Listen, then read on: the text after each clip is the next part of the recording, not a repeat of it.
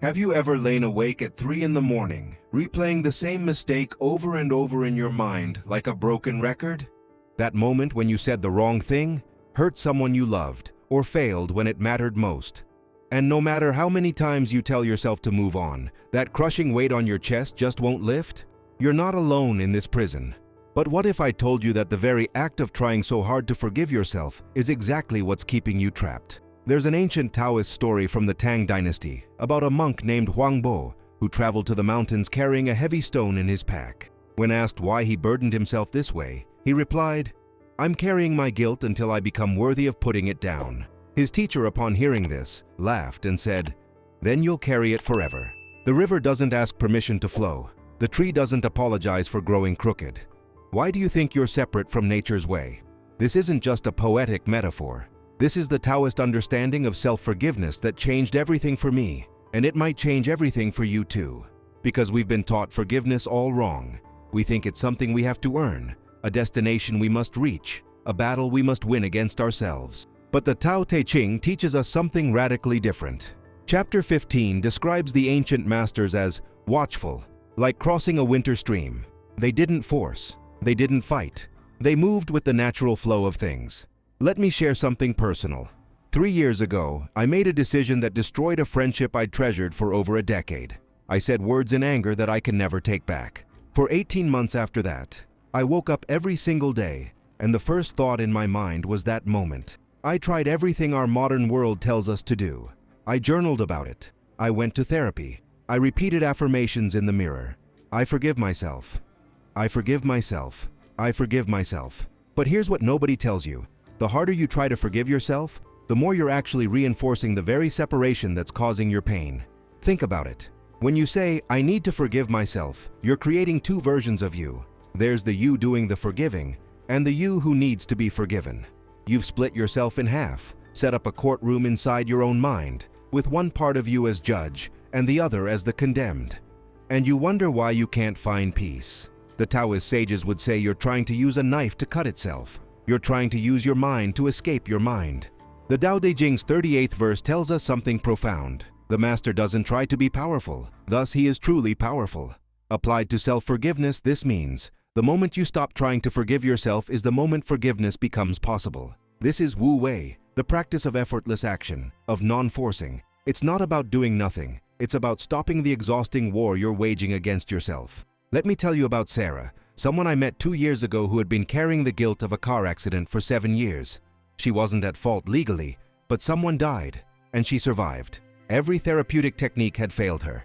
Every self-help book left her emptier. Then she encountered a simple Taoist practice that shifted everything in just 21 days. But before I share that practice with you, you need to understand why our usual approach to self-forgiveness fails so catastrophically. We live in a culture obsessed with fixing, improving, and optimizing. Got a problem? Here's a 7-step solution. Feel bad? Here's a technique to feel better. But Taoism operates on a completely different principle. The Tao doesn't fix the river's flow. It recognizes that the river is already perfect in its flowing, even when it floods, even when it runs dry. The river doesn't apologize for being a river. And you, in your essential nature, are as much a part of the Tao as that river. Now here's where it gets interesting. In ancient China, during the Warring States period, there was a general named Li Guang who was known for never missing his target. But one day, while hunting, he shot an arrow at what he thought was a tiger in the bushes. When he approached, he discovered he had shot a stone, and his arrow had penetrated so deeply that he couldn't pull it out. Amazed, he tried again and again to shoot the stone. But now that he knew it was a stone, his arrows merely bounced off. The difference?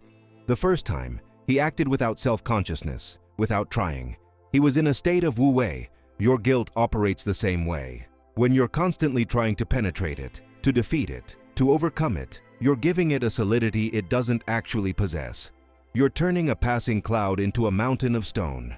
The Taoist approach asks, what if you stop shooting arrows at the stone? What if you simply observe the guilt without the exhausting effort to make it go away? Here's the practice that changed Sarah's life, and it might sound almost too simple to work. For the next 7 days, I want you to try this.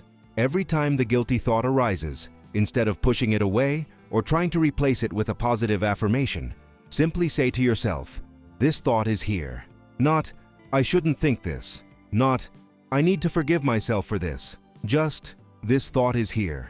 You're not fighting it. You're not feeding it. You're not trying to transform it.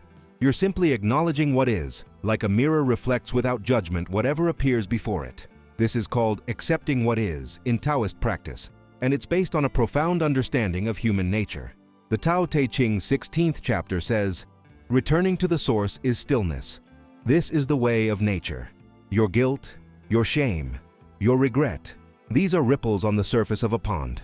When you stop throwing stones, your attempts to fix yourself, the water naturally returns to stillness, not because you made it still, but because stillness is its natural state." But let's be honest about something. You might be thinking, this sounds like I'm just supposed to accept being a bad person. This is the exact misunderstanding that keeps people trapped. So let me clarify with another story. In the Song dynasty, there was a Taoist hermit who had accidentally caused a fire that burned down part of his village when he was young. He spent the next 40 years of his life helping to rebuild, not out of guilt, but out of natural responsiveness to the situation. When asked if he had forgiven himself, he looked confused and said, "The fire happened. The rebuilding happens. Where is there a self to forgive?" This is the deeper teaching. The Taoist view isn't that your actions don't matter. It's that the story you're telling about those actions, the identity you've built around being someone who did something unforgivable, is an artificial construct. It's like building a house around a lightning strike and then living in that house forever, convinced you must stay there. But the lightning has long since passed. Only the house remains, and you built it yourself with your thoughts. Here's what happened with Sarah. For the first 3 days of the practice, nothing seemed to change. She would notice the guilty thoughts and say, "This thought is here," but the pain remained just as intense. This is normal. This is where most people quit. But on day 4, something subtle shifted. She noticed that between the guilty thought arising and the emotional pain, there was a tiny gap. Just a fraction of a second, but it was there. By day 7, that gap had widened. She could observe the thought without immediately being consumed by the emotional cascade. By day 21, she had a breakthrough. She was driving past the intersection where the accident happened, and the familiar wave of guilt arose. She said, "This thought is here." And for the first time, she also noticed something else. Compassion. Not forced compassion, not affirmation-based compassion. Natural compassion, arising the way water finds its level. Compassion for the person who died. Compassion for the family who lost someone. And yes, compassion for herself, the person who had been carrying this boulder for 7 years. This is what the Tao means by returning to the source. You don't manufacture forgiveness. You remove the obstacles that prevent your natural, compassionate nature from expressing itself. It's like cleaning a dirty window. You're not creating the light, you're letting it through. Now I need to share something crucial. This practice isn't a magic button. It's not, do this simple trick and all your guilt disappears in 7 days. Some of you might need 21 days. Some might need 90. And here's the secret that the Taoist masters knew. The moment you start measuring your progress, you've left Wu Wei and returned to forcing. You've picked the stone back up. The practice is the practice. The path is the path. The destination is always right here, in this present moment. Let me share the second part of this practice, because acknowledgement alone isn't enough for deep transformation. This comes from the Taoist understanding of yin and yang, the interplay of complementary forces. Your guilt is yang, active, hot, aggressive toward yourself. The acknowledgement practice we just discussed is yin, receptive, cool, accepting. But Taoism teaches us that yin and yang must dance together. So here's the yang practice to complement your yin acknowledgement. For the next 30 days, commit to one small act of service each week. Not as penance, not as a way to make up for what you did, but as a natural expression of who you are when you're not trapped in the house you built around your guilt. This could be as simple as helping a stranger carry groceries, volunteering an hour at a local shelter, or calling someone who needs to be heard. Why does this work? Because the Taoist understanding of self isn't separate from the world. Chapter 7 of the Tao Te Ching says, "The sage puts himself last and finds himself in the foremost place." When you act in service, you're not trying to prove you're good. You're not trying to balance some cosmic ledger. You're simply allowing your natural nature to flow, the way a river doesn't ask permission to nourish the fields it passes. I tried this practice myself after that friendship-ending argument. Every week I found one small way to be helpful in the world, and something unexpected happened. I stopped asking myself, "Am I forgiven yet?" Instead, I started asking, "What does this situation need?" It's a completely different question. One keeps you trapped in the past. The other places you firmly in the present, where life actually happens. There's a famous Zen story that captures this beautifully. Two monks were walking and came to a river where a woman needed help crossing. The older monk picked her up, carried her across, and set her down. Hours later, the younger monk said, "How could you touch that woman? We've taken vows." The older monk replied, "I set her down hours ago. Why are you still carrying her?" "You are the younger monk? I was the younger monk. We're all carrying things we set down long ago, but we keep picking them back up with our thoughts, our stories, our identity as the person who did that thing." The Taoist way out isn't to try harder to put them down. It's to notice that your hands are already empty and you're just pantomiming the carrying. Now, let me address the hardest part. Some of you are thinking, "But what I did was truly terrible. This isn't just about a mistake, it's about real harm I caused." I hear you. I've been there. And the Taoist response isn't to minimize or excuse. It's to ask a different question. What does clinging to your guilt actually accomplish? Does it undo the harm? Does it help the person you hurt? Does it make you more capable of preventing future harm? Or does it lock you into a pattern of self-hatred that actually makes you more likely to act from that wounded place again? The Tao Te Ching's 79th verse addresses this directly. Failure is an opportunity. If you blame someone else, there is no end to the blame. Therefore, the master fulfills her own obligations and corrects her own mistakes. She does what she needs to do and demands nothing of others. Notice the progression. Fulfill obligations, correct mistakes, do what needs to be done. There's no step that says, torture yourself forever. There's no requirement to build an altar to your shame and worship there daily. Here's the third practice, and this one requires courage. Write a letter to yourself from the perspective of the Tao, from the perspective of nature itself. Not from your current guilty self, not from an idealized future self, but from the viewpoint of the river, the mountain, the sky, forces that witness everything without judgment. What would nature say to you about your guilt? Would the river say, "You should be ashamed for flowing where you flowed"? Would the tree say, "I should never forgive myself for the branch that broke"? When I did this exercise, something broke open in me. I wrote, "You are a wave in the ocean, believing you are separate from the water. You think your guilt makes you special, marks you as different, proves you're paying attention to your impact. But waves don't hold conferences about past crashes against the shore. They simply return to the ocean and arise again, forever new."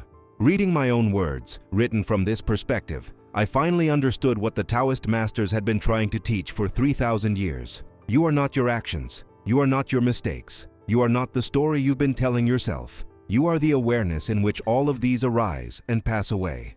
This isn't spiritual bypassing. This isn't pretending harm wasn't done. This is recognizing the difference between responsibility and imprisonment. Responsibility says, "I acknowledge what happened and I respond appropriately." Imprisonment says, "I will never stop punishing myself because that's what I deserve." Let me tell you what happened in the months after I started these practices. Did my friend and I reconcile? No. Some things, once broken, don't return to their original form, and that's okay. But something shifted fundamentally in me. I stopped waking up to that thought. I stopped defining myself by that moment. I became someone who had made a mistake, not someone who was a mistake. That distinction is everything. The Taoist teaching of returning to the root doesn't mean going back in time and undoing what was done. It means returning to your essential nature before you covered it with layers of guilt, shame, and self-rejection. That essential nature is still there. It was never actually damaged. You can't damage consciousness itself any more than you can damage the space in a room by rearranging the furniture. Here's the commitment I'm asking you to make, not to me, but to yourself. For the next 30 days, practice these 3 elements together. First, when guilty thoughts arise, acknowledge them without fighting. This thought is here. Second, engage in one small act of service each week, not as penance but as natural expression. Third, once during these 30 days, write yourself a letter from the perspective of nature, of the Tao itself. These 3 practices form a complete system: Yin acknowledgement, Yang action, and Wu Wei understanding. And here's what I need you to understand. You might not feel forgiven at the end of 30 days. You might not have a moment of enlightenment where clouds part and choirs sing. That's not how this works. What will happen is subtler and more profound. You'll start to notice that the guilty thoughts don't hook you the same way. You'll find yourself going hours, then days, without even thinking about the thing that once consumed you. You'll catch yourself being kind to yourself almost accidentally, the way you'd be kind to a stranger, without thinking about it. This is the Taoist way.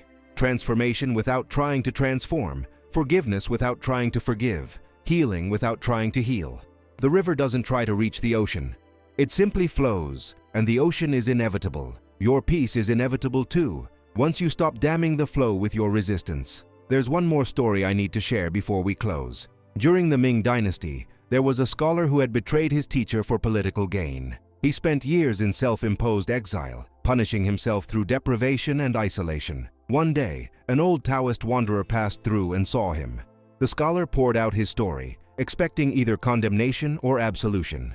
The wanderer said nothing for a long time, then finally spoke. "You've been waiting for someone to give you permission to live again. I can't give you that permission. Your teacher can't give you that permission. Only you believe you need it, and only you can stop requiring it. Every moment you continue like this, you create new harm, the harm of a wasted life. Is that your tribute to your teacher? A monument of suffering?" The scholar returned to society the next day. He dedicated the rest of his life to education reform, helping thousands of students. When asked late in life if he had forgiven himself, he said, "I stopped asking that question. I started asking, what am I creating now? The past is gone. The future is imagination. This moment is where life happens, and in this moment, I choose to be useful." This is what I'm inviting you into. Not a technique to make you feel better, though you probably will. Not a method to earn your way back into your own good graces, though that separation will dissolve. But a fundamental shift in how you relate to your own experience. A shift from forcing to allowing, from fighting to flowing, from imprisonment to natural movement. In Taoist practice, there's a meditation where you visualize yourself as a mountain. Storms come and rage across your peaks. Seasons change. Snow falls, melts, falls again. But the mountain doesn't apologize for experiencing storms. It doesn't hate itself for the erosion. It simply is, witnessing all changes while remaining essentially itself. Your mistakes are weather patterns across the mountain of your being. They happened. They changed the landscape. But they are not the mountain itself. So here's my question for you, and I want you to sit with this. What would your life look like if you stopped waiting for the magic moment when you're finally allowed to forgive yourself? What would you do today, right now, if you simply decided that the question, "Am I forgiven?" is no longer relevant? What would you create? How would you serve? Who would you become? This is the Taoist way out of the prison of self-judgment. Not through the door you've been desperately trying to unlock, but by realizing there are no walls. There never were. Only the shadow of walls, created by your thoughts, maintained by your stories, made real by your belief in them. Start today, not tomorrow, not when you feel ready, but now. Notice the thought that says you need to forgive yourself. Say, "This thought is here." Feel the space that opens around it, the gap between the thought and your essential being. In that gap is your freedom. It was always there. You just forgot to look. And over the next 30 days, as you practice these principles, something will happen that you can't force and can't predict. You'll have a moment, maybe while washing dishes or driving to work or lying in bed, when you realize you haven't thought about your guilt in hours, maybe days. And in that moment, you'll understand what the Taoist masters meant by Wu Wei. You didn't do anything to achieve that peace. You simply stopped doing the things that prevented it. The river doesn't forgive itself for flowing.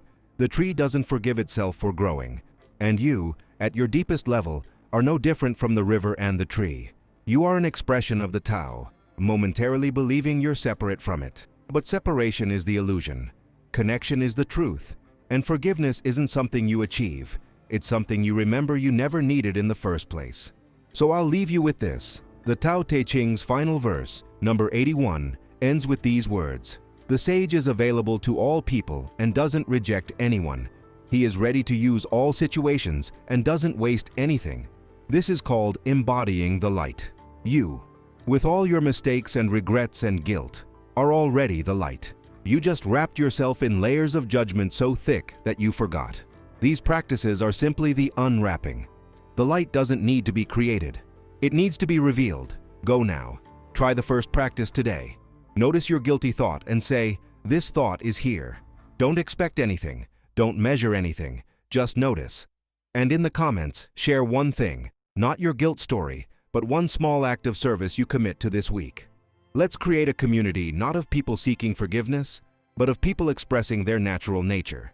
That's how transformation ripples outward. The Taoist path isn't about becoming someone new. It's about remembering who you've always been beneath the stories. That remembering starts now, not when you're ready, not when you're worthy, now. Because now is all there ever is, and in this now, you are already whole.